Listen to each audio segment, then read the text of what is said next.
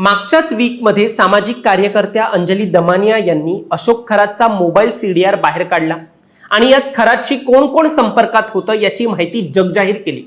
महत्त्वाचं म्हणजे त्या सर्व सीडीआरच्या माहितीवरून मोठा गोंधळ निर्माण झाला होता। अंजली दमानिया यांच्याकडे हा सीडीआर कुठून आला याचा तपास करण्याची मागणी सुरू झाली आणि दमानिया यांनाच अडचणीत आणण्याचा एक प्रयत्न झाला। अशा पद्धतीने एखाद्या व्यक्तीने दुसऱ्याचा अनधिकृतपणे सीडीआर काढणं हा देखील गुन्हाच असल्याचं मत निवृत्त पोलीस अधिकारी खुशालचंद बाहेती यांनी देखील एक व्यक्त केली।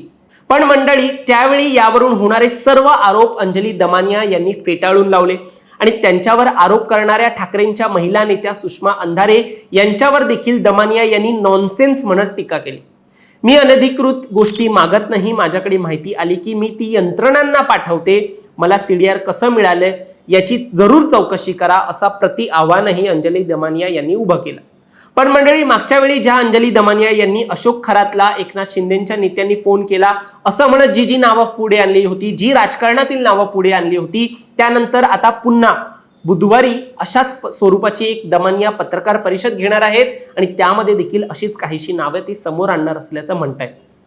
त्यामुळे यावेळी नेमकं कुणाचं नाव समोर येणार आहे, ठाकरेंच्या सेनेचं कुणी असणार आहे का असा प्रश्न उपस्थित होतोय। कारण मागच्या वेळी दमानिया यांच्या डोळ्यात सुषमा अंधारे यांच्या आरोपावरून अश्रू देखील आले होते। सध्या अंजली दमानिया ट्विट करून आधीच काही संकेत देऊन झालेत, ज्यात त्यांनी चाकणकर आणि एका आयजी लेवलच्या पोलिसांवरचं एक वक्तव्य केलेलं आहे। एका ट्विटमध्ये त्यांनी दत्ता कराळे यांचे खरात सोबतचे फोटो शेअर करत म्हटलंय, श्री दत्ता कराळे हे एक आयजी लेवलचे पोलीस अधिकारी असताना खरातांसारख्या बाबांच्या कार्यक्रमात का गेले, तेथे भाषण देखील दिलं, हे जेव्हा सामान्य जनता ऐकते तेव्हा खरातांवर विश्वास का नाही बसणार, त्यांची देखील चौकशी डिपार्टमेंटल व्हिजिलन्स कडून झाली पाहिजे, त्यांचे देखील थोडके नाही तर तब्बल 18 कॉल खरातला गेलेत, याचे उत्तर पोलीस महासंचालक श्री सदानंद दाते या सरांनी देखील दिलं पाहिजे, असं ट्विट अंजली दमानिया यांनी केलंय। आणि दुसरा विषय म्हणजे प्रतिभा चाकणकर, जे रुपाली चाकणकर यांची बहीण आहेत, त्यांची देखील एक चौकशी सुरू आहे। प्रतिभा चाकणकर यांच्या नावाने बनावट खातं उघडलं गेल्याचं सध्या सांगितलं जात आहे, ज्यात खरात नॉमिनी आहे आणि कोट्यवधींचे आर्थिक व्यवहार त्या प्रतिभा चाकणकर यांच्या त्या खात्यामधून झालेत।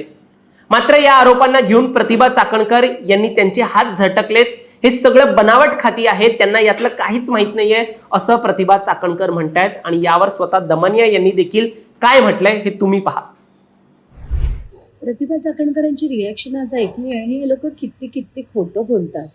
आता याच प्रतिभा चाकणकरांचे टोटल रेकॉर्ड्स जे आहेत ते 236 आहेत, त्याच्यापैकी 17 कॉल्स आहेत आणि हे सगळेचे सगळे कॉल्स खरातांनी प्रतिभा चाकणकरांना केले आणि त्यात बाकीचे 218 हे SMS आहेत जे प्रतिभा चाकणकरांनी रोज सकाळी 6 ते 9च्या दरम्यान खरातांना पाठवलेले आहेत। आता एवढंच नाही तर तन्मय चाकणकर, खरं तर मला मुलांबद्दल बोलायला आवडत नाही, पण तन्मय सुद्धा आज त्यांच्याबरोबर गेला होता म्हणून मी नाव घेऊन सांगतेय की तन्मय चाकणकराचे 37 रेकॉर्ड्स आहेत, ज्याच्यात कॉल्स पण आहेत, खरातांना केलेले, खरातांकडनं आलेले SMS आहेत, त्यांनी खरातांना केलेले आणि आलेले। तर हे जे सगळं म्हणतायत की आमचं काहीच नाही आहे आणि हे खोटं आहे, त्या सह्या खोट्या आहेत, हे दादांत खोटं आहे। दुसरी गोष्ट म्हणजे जयश्री काळे पालवे ज्या त्यांच्या वकील म्हणून गेले होत्या, त्या सदस्य आहेत एका आयोगाच्या आणि आयोगाच्या सदस्यांना कुठलीही प्रायव्हेट वकिली करता येत नाही, असं असताना सुद्धा त्या तिथे जाऊन त्यांनी आज खरं तर राष्ट्रवादीने त्यांना कदाचित पाठवलं असेल प्रतिभा चाकणकरांबरोबर। तर या सगळ्या गोष्टी बघून ना किती खोटं ही आणि किती सहजपणे बोलतात हे त्याच्यावरनं दिसतंय आपल्याला। तर मंडळी, अशा प्रकारे अंजली दमानिया हे सध्या अशोक खरातच्या सीडीआरला घेऊन आक्रमक आहेत। उद्या होणाऱ्या पत्रकार परिषदेमध्ये ते अजून मोठमोठे अधिकारी, ते आयजी लेवलचे अधिकारी आहेत, सिनियर PI आहेत, तहसीलदार आहेत, डिप्युटी कलेक्टर आहेत, त्यांची नावं समोर आणणार आहेत असं म्हणतायत। शिवाय नाव ऐकून धक्का बसतील असे राजकारणी असल्याचं देखील दमानिया सांगतायत। तर उद्या नेमकं कुणाकुणाचं नाव समोर येईल हे पाहणं महत्त्वाचं ठरेल। मागच्या वेळी त्यांनी चंद्रकांत पाटील, आशिष शेलार, एकनाथ शिंदे अशी मोठमोठी नावं घेतली होती, ठाकरेंच्या सेनेमधील देखील एका नेत्याचं नाव घेतलेलं। आता नेमका नवा कोणता बॉम्ब फुटतोय हे देखील पाहावं लागेल। तुम्हाला या सगळ्यावर काय वाटतं, तुमचं मत देखील आम्हाला कमेंटमध्ये सांगा आणि असेच राजकीय घडामोडी पाहण्यासाठी सबस्क्राईब करा प्राईम टाइम महाराष्ट्र.